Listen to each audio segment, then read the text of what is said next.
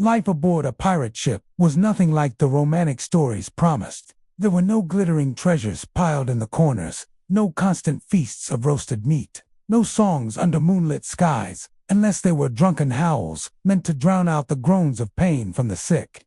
It began the moment a man or, sometimes a desperate woman disguised as one stepped onto the creaking deck. The sea smelled of salt and rot, a mixture of waves and unwashed body. Most pirates joined not because they craved adventure, but because they were running from something. Debt, the law, hunger, or a life too harsh to survive. Pirates were often the poorest souls of their time, forced into a brutal existence that demanded strength, obedience, and a stomach hardened to misery. The day started before sunrise, long before the sky turned gray. The boatswain's whistle was the alarm clock, sharp enough to cut through even the deepest sleep. The crew scrambled up, eyes burning from exhaustion, because defiance meant punishment, usually lashes that tore skin and left scars for life. Sleep was a luxury, and even when they had time to rest, hammocks swung over disease-ridden floors where rats scurried freely. Fleas, lice, and bedbugs fed on every living body aboard. Hygiene was almost non-existent. Fresh water was rationed and used carefully. Washing yourself wasn't an option. Clothing was rarely changed, and pirates often picked insects out of their shirts as casually as one might brush away dust. Food was a nightmare of its own. Fresh meals lasted only a week or two after setting sail. After that came the real pirate diet: hardtack, a stone-like biscuit filled with worms; salted meat so tough it could break a blunt knife; sour beer or rum mixed with water to make it drinkable; and occasionally rotten vegetables that had survived the journey. Many pirates didn't even bother picking the worms out of their biscuits. They added protein, after all. Scurvy lurked constantly, waiting to strike anyone who went too long without fruits or vegetables. Gums swelled and bled, teeth loosened and fell out, muscles weakened, and wounds refused to heal. Death from scurvy was slow and painful, and the crew could do nothing but watch as their companions shriveled into misery. Injury was part of daily life. The sea was unforgiving. Ropes snapped, masts cracked, cannons recoiled fiercely, and storms tossed bodies like rag dolls. Medicine aboard a pirate ship was primitive, often terrifying. The ship's surgeon, if they had one, worked with crude tools: saws for amputations, knives for cutting flesh, and alcohol for dulling pain only slightly. Infection was the true killer. A simple scrape could turn deadly within days. The smell of infected wounds, mixed with the stench of sweat, vomit, and bilge water enough to make even the strongest stomach turn. On many voyages, men lost limbs not to cannon fire, but to accidents and disease, living out the rest of their days with makeshift wooden replacements that splintered the skin. Despite the suffering, pirates clung to a code, a set of rules that kept order in a world without governments. These rules protected the weak from being abused by the strong because, without them, chaos would destroy the crew faster than any navy.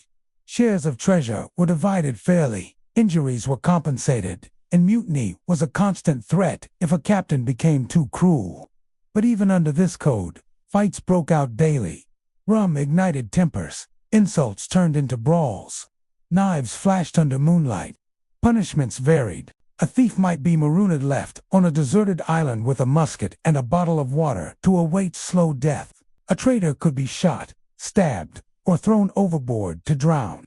Fear was as common as hunger, weaving through every task and every quiet moment on deck. Storms were the enemy no human could challenge. When dark clouds gathered on the horizon, the entire crew braced for disaster. Waves towered over the ship like mountains. Lightning illuminated the swollen sea. Wind ripped through the sails, threatening to snap the masts.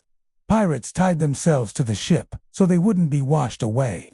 The wood groaned under pressure, and every crew member prayed silently that the ship would not break apart. Many didn't survive these storms. Bodies swallowed by the ocean vanished forever, with no graves, no funeral rites, and no one to remember them except shipmates who whispered a quick farewell over the roaring sea.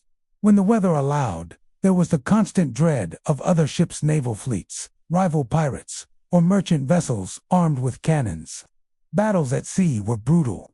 Cannons thundered, sending splintered wood flying like deadly arrows.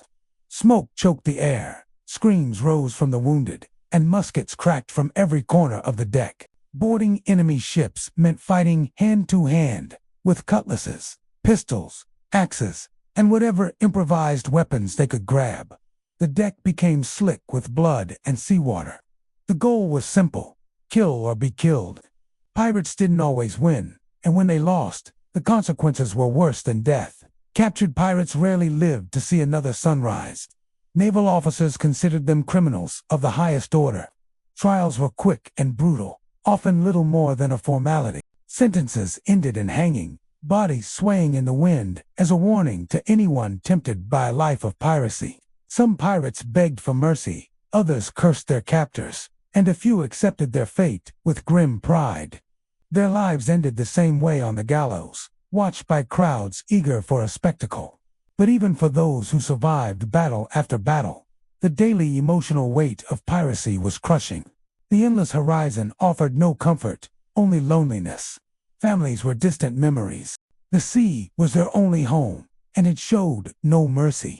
Every day felt like living on borrowed time. Friendships formed quickly because life was short, but losing a friend was devastating. When a crewmate died, burial meant wrapping the body in cloth and sliding it overboard.